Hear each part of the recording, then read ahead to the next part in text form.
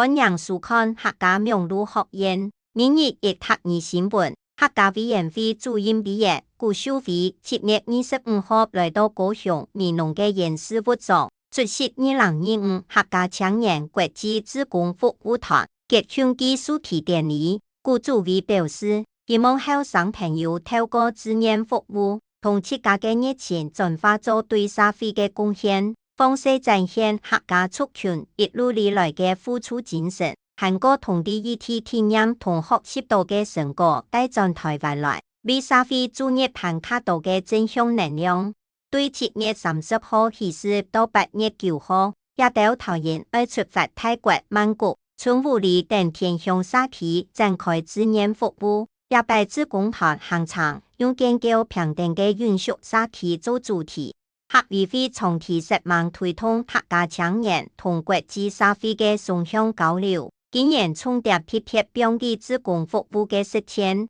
以聯合國允許發展目標，連結國內外志願服務團體同資源，希望透過這機會同當地社會增加跨文化交流，本世界看到台灣客家後生嘅服務能量。以上係客家名錄學院嘅報道。接下來愛教大家今本日嘅每日的客語就係志工，阿爸有閒就去做志工，阿爸有閒就去做志工，唔學為忙，下一拜章來了。